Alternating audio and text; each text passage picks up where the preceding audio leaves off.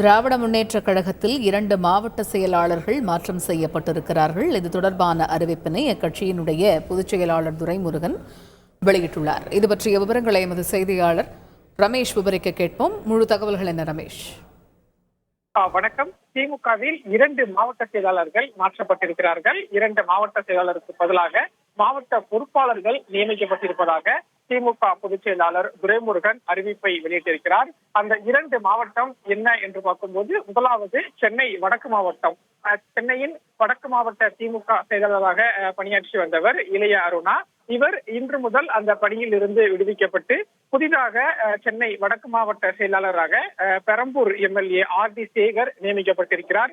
இதற்கான அறிவிப்பை திமுக பொதுச் செயலாளர் துரைமுருகன் வெளியிட்டிருக்கிறார். 2வது மாவட்டம் பார்க்கும்போது பெரம்பலூர் மாவட்டம். திமுகவின் பெரம்பலூர் மாவட்ட செயலாளராக குன்னம் ராஜேந்திரன் பணியாற்றி வந்தார். ஆனால் அவருக்கு உடல்நலக்குறைவு காரணமாக சிகிச்சை இல்லாமல் இருந்த சூழல்ல மாவட்ட செயலர் பதவியில் இருந்து அவர் தன்னை விடுவித்துக் கொண்டதால் திமுகவின் பெரம்பலூர் மாவட்ட செயலாளராக ஜெகதீசன் நியமிக்கப்படுவதாக திமுக பொதுச் செயலாளர் துரைமுருகன் அறிவிப்பை வெளியிட்டிருக்கிறார்.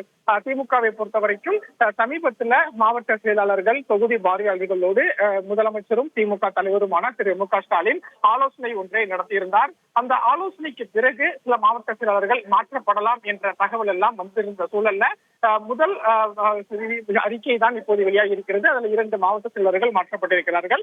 அதில் ஒன்றுதான் சென்னை வடக்கு மாவட்டம். சென்னையில் மொத்தம் திமுகவுக்கு 6 மாவட்ட செயலாளர்கள் இருக்கிறார்கள். அந்த வகையில் சென்னையில் ஒரு மாவட்ட செயலாளரும் பெரம்பலூர் மாவட்டத்தில் மாவட்ட செயலாளரும் திமுகவில் மாற்றம் செய்யப்பட்டிருக்கிறார்கள்.